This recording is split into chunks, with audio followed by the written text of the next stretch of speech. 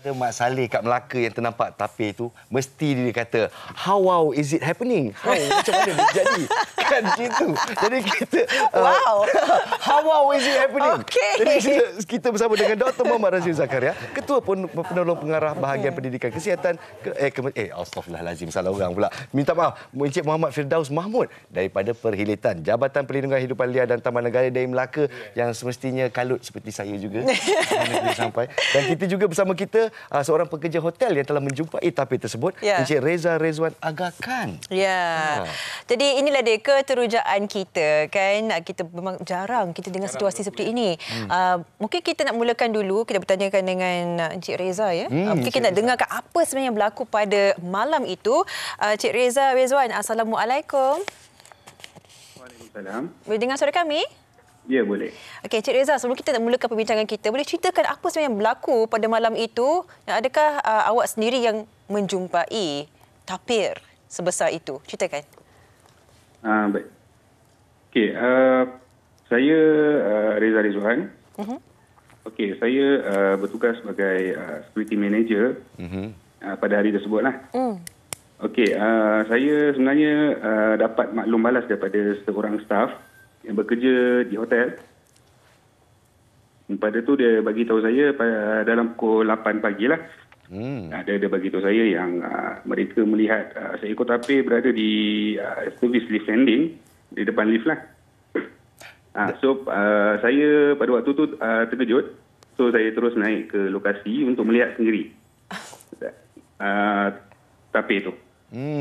Jadi tapir ini dijumpai di tingkat 5 tempat meletak kereta ya? Ya, saya fahamkan dalam kompleks tu dia ada satu ramp lah yang kita boleh jalan kaki, naik 5 tingkat. Adakah itu jalan yang diambil oleh tapir tersebut? Berkemungkinan ya. Oh, berkemungkinan, maknanya tak tahu? Sebab kita masih di pihak hotel masih buat siasatan untuk perkara tersebut lah. Okey. Bila jumpa tu tapir tu dia dalam ketakutan ke dia agresif tak? Ke bagaimana? Okey.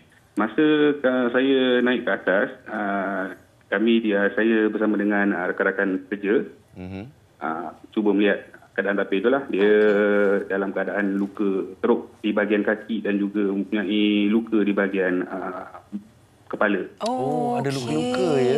Okey. Sebab untuk tindakan pertama apa yang saya buat, sebab kita tak nak ada berlaku kecohan ataupun kelang kabut dekat area tu. Kita terus menghubungi Jabatan Perlilitan dan juga Balai Bomba yang berkaitan lah untuk ambil tindakan segera. Pastinya kita rasa kesian atas kelibat kehidupan liar ni, tapi Encik Reza pernah terfikir tak siapa yang buat prank tahun baru 2023 ni letak tapir dekat hotel kita? Ada terfikir tak? Tak, yang tu kita tak pasti. Tak pasti ya. Okey, terima kasih di atas penerangan Encik Reza ya. Terima kasih Encik Reza. Ramai yang fikirnya prank. Termasuklah Nazramai prank awal-awalnya. Orang yang tengok video yang tulah ni, siapalah buat prank ni. Tapi sekarang kita tanya kepada pakar. Macam mana hal ini boleh terjadi? Memandangkan kepada orang Melaka yang dah biasalah. Kalau kita tengok hotel dan tempat belah ni, tak ada hutan dekat sekitar-sekitarnya. Di situ kawasan pembenaran kan. Jadi mungkin penerangan daripada doktor sendiri. Silakan. Bukan doktor lagi. Belum lagi. Cik Firdaus. InsyaAllah, amin. InsyaAllah, amin. Belajar kuat-kuat, amin. Okey, secara amnya, negeri Melaka ni memang kita, walaupun kecil, tapi dia punya diverse wildlife tu memang agak pelbagai berbagai lah. Contohnya kita ada hutan simpan di Bukit Sedanan dan Batam Melaka dan juga reserve Bukit Segi yang merupakan koridor kepada wildlife lah. Jauh jadi, ke? Jauh. Dia agak jauh juga tu ke maksudnya dia kalau kita tengok secara logik tu dia di sebelah utara lah. Utara. Jadi apa yang kami dapati seperti yang tadi saudara Riza call tadi. Dia telah terdapat kecederaan di kaki lah akibat daripada terkena jerat lah. Kemudian dalam hutan banyak obstacle untuk dia bergerak dan banyak halangan untuk dia menaik kaunter dalam hutan tu. Agak sukar, dia akan mencari jalan mudah lah untuk keluar mencari makan dan menyelamatkan diri. Dia rasa macam dah terancam lah duduk di dalam hutan itu sendiri dan bergerak menuju ke selatan lah.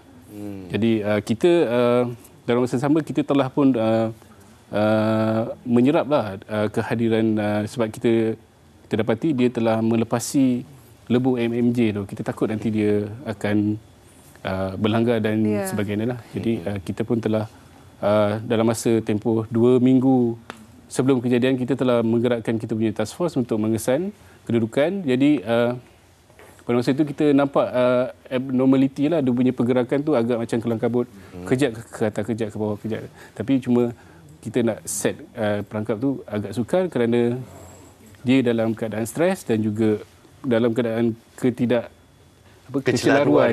Tidak keruan lah. Lost rumah dia mana ni? Rumah mana ni kan? Tiba-tiba tengok bangunan semua tinggi kan. Jadi disebab itu dia cari makan, menyusul ke kampung dan terus ke bandar. Kalau sini saya ada tunjuk dia punya. Lebih kurang ni lah. Silakan boleh tunjuk ke skrin. So kalau kita letak plan lokasinya, dia dapat kecelaruan kejap sana kejap sini dan last kali ke hotel tu lah. Agak jauh juga. Jauh jarak yang boleh tahan lah. Itu untuk satu malam kita trekking tu lebih kurang 10 hingga 20 kilo lah. Tapi jelah masa kita nak track tu, kita nak set perangkap tu agak sukar lah sebab dia bergerak. Kecuali kalau macam di pinggir-pinggir hutan tu kita tahu kat situ ada makanan, kat situ ada dia punya garam galian. Jadi dia bergerak tu tidak jauh sangat sebab sumber-sumber ada di situ lah. Jadi antara sebab punca tu mungkin disebabkan oleh kecederaan pada kaki itulah. Menjadi penghalang dia untuk masuk.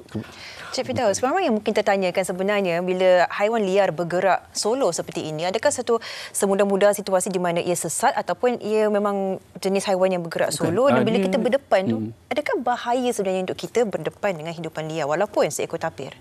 Dia kalau tapir ni dia memang hidup solidarity, maksudnya dia memang seorang lah. Solitary Solitary. Dia seorang lah, dia akan bergerak cari makan dan mengawal tapi semuanya dalam hutan lah, dalam keadaan kondisi yang dia lah. Tapi kalau macam kita sendiri yang nampak ni, kalau boleh kita jaga jarak dan jauhkanlah, jangan provoke sebab dia setelah keluar daripada hutan tu dia memang dalam keadaan yang stres yang sangat tinggi lah. Walaupun bukan haiwan yang dikatakan agresif tapi haiwan liar tetap haiwan liar. 250 kg tapi ni sekali dipijak awak habis. Tapi apa yang saya nak tanya ni, Encik Reza tadi telah menyatakan ada kecederaan di kepala dan ada kesan jerat di kaki. Dan umum mengetahui tapir ini sebenarnya adalah haiwan yang terancam. Adakah mungkin tapir ini merupakan mangsa untuk penangkap haram dan telah terlepas dari jerat dia? Boleh jadi juga sebab memang kita nampak kesan tu memang agak dalam, dia menggunakan jerat dawai lah. Jadi sebagai langkah yang saya boleh ambil tindakan agresif lah lepas ni, memang kita akan menguatkan kuat kuasa kita di kawasan-kawasan berhutan lah di negeri Melaka supaya kita dapat menyuci semua sekali jerat-jerat. Betul, kita kena bantras semua kan. Sebab sebelum ni memang kita pun telah buat operasi menyuci jerat ni lah. Mungkin ada yang saki-baki yang tertinggal lah. Bagi haiwan seperti tapir ini, adakah terdapatnya kita sebarang laporan yang dilakukan ke sebelum kita jumpa di kawasan Hotel Melaka itu? Adakah terdapatnya mungkin orang ramai yang nampak tapir? Memang dia ada nampak kehadiran tu lah. Sebenarnya kalau kita dalam dunia wildlife ni, kalau secara asasnya binatang liar ni dia akan malu. Nampak orang dia kalau sihat lah. Nampak orang dia akan lari lah masuk kembali ke dalam hutan. Tapi kalau kita nampak dia macam steady je, itu sebenarnya something wrong lah. Kalau dia tercegat tu maksudnya dalam keadaan tekanan. Ingat tak masa kes di Terengganu dulu yang ada harimau? Ya, betul. Ya kan? Itu bukan sifat harimau sebenarnya kan. Sifat harimau memang mengejar mangsa dan kalau nampak mangsa tu memang dia akan tu ataupun dia akan larilah nampak benda terancam. Betul. Yang ni boleh dia boleh lari macam dia jadi biasa dengan manusia. Jadi bila kita nampak abnormality tu ada something lah terhadap hidupan liar tersebut lah. Jadi jangan cuba mendekat kerana gerakan dia luar jangka dan agak sukar bagi kita sebagai manusia yang tidak mempunyai tenaga ni sebab dia punya berat pun, dia punya momentum tu kalau kena pun boleh menyebabkan kecederaan. Tepat sekali. Itulah dia pesanan daripada Encik Muhammad Firdaus. Kita kalau jumpa haiwan-haiwan liar ni tak kisah comilnya tapir ni kan. Jangan sibuk nak pegang-pegang buat konten.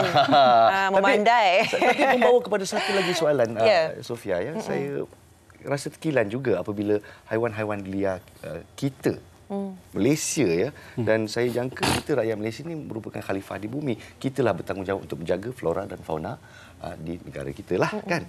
Jadi bila kita lihat haiwan-haiwan liar ni cedera dan terpaksa pergi ke kawasan bandar untuk lari atau cari makanan, apa silap kita sebagai khalifah di bumi? Sebagai, bagi pendapat saya lah, kita sebenarnya orang cakap perlu berpijak di bumi yang nyata lah. Sebab sekarang ni pembangunan terlampau besar atas faktor ekonomi lah, atas faktor tu. Jadi saya minta sama ada antara kerajaan ataupun antara NGO atau antara pemaju itu sendiri yang apabila merancang sesuatu pembangunan, perlulah melihat aspek kebajikan orang yang khazanah yang ada di dalam hutan itulah, supaya dia akan kekal yalah, seperti yang kita tahu dulu sejarahnya daripada kapal banjir dulu dan kemudian dia tersebar apa semua kan. Jadi kita dapat mengekalkan khazanah bukan khazanah Malaysia saja, khazanah dunia lah sebenarnya kan. Jadi kalau kita semua dia boleh tenaga bersama-sama jadi nak kata tak ada pembangunan pun tak boleh, tapi macam mana kita nak kontrol supaya keseimbangan tu ada. Hutan-hutan tu tidak di-isolate kan. Sekejap buka sini, lalas terputus. Jadi macam mana binatang tu nak bertemu dan dia perlukan roaming area dan kawasan keliaran yang sangat luas. Kita ni ada hutan simpan, jadi dia harus disambungkan dengan koridor-koridor tersebut. Oleh itu, kerajaan dan juga pemaju untuk saya di sini harus menggabungkan tenaga bersama-sama untuk mencari jalan untuk kita kekalkan khazanah negara kita. Saya setuju. Kita nak tanya macam mana tapir itu kan? Cik Firdaus, kita dengar kan dah dijumpai, dah diselamatkan. Keadaan tapir sekarang macam mana? Tapi masa kita dapat tu seperti yang tuan-tuan maklum, sangat kritikal lah. Sebab dia very highly injured dan disebabkan oleh tekanan yang ada kat situ. Pada peringkat permulaannya bangunan tu tak ada orang kan. Kemudian bila dah ramai pengunjung, banyak kereta lalu lalang, dia agak panik dan merempuh, dan tu yang kita dapat tadi tahu dia ada kecederaan semua kan di bahagian kepala. Jadi kita ketika sampai di zoo, kita untuk melakukan rawatan susulan. Tapi buat masa ni dia masih kritikal ya. Masih kritikal dan juga kita harap dia boleh survive ya. Lembutnya hati Sofia, itu yang ditanyanya. Jadi saya di kesempatan ini saya nak mengucapkan pihak Veterina Zoo Melaka yang sangat membantu. Sangat berani juga. Kalau tuan-tuan tengok di dalam gambar tu memang berani lah. Alhamdulillah. Dan tidak kurang juga dengan usaha daripada Tuan Muhammad Firdaus ni. Dan juga jabatan-jabatan seperti Jabatan Bomba, pihak polis, apa yang kita buat ni sebenarnya usaha kerjasama yang saya nampak itu dari sisi positif ni, kerjasama antara agensi tu sangat baik walaupun kadang-kadang kita jarang berjumpa kan, tiba-tiba bila jadi bila ada krisis tu semuanya Yeah. tu orang kata pergi tenaga tak kira tenaga lah. Alhamdulillah. Ya, kita harapkan bukan sekadar agensi dan agensi saja yang bekerjasama, tapi kita sebagai rakyat Malaysia, sebagai penghuni bumi ini, ya, kita juga kalau boleh janganlah kita menjadikan situasi seperti ini sebagai bahan gelak saja. Tapi perkara yang serius, mungkin kalau apa-apa haiwan yang kita jumpai, haiwan liar, kita boleh terus menghubungi pihak penelitian secepat mungkin dan tidak viral kan. Betul. Disebabkan inilah yang tapir itu mengalami kecederaan yang lebih serius. Baik, kita ucapkan terima kasih sekali lagi.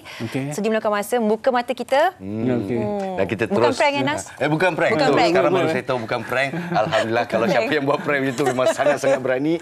Tapi yang penting kita rakyat Malaysia, kita jaga khazanah negara kita. Ya, betul. Sekali lagi terima kasih kepada pihak Penelitian Melaka dan juga penyawa awam, Jabatan Bomba, Polis dan Jabatan Veterina Melaka. Zoo Melaka ya. Terima kasih.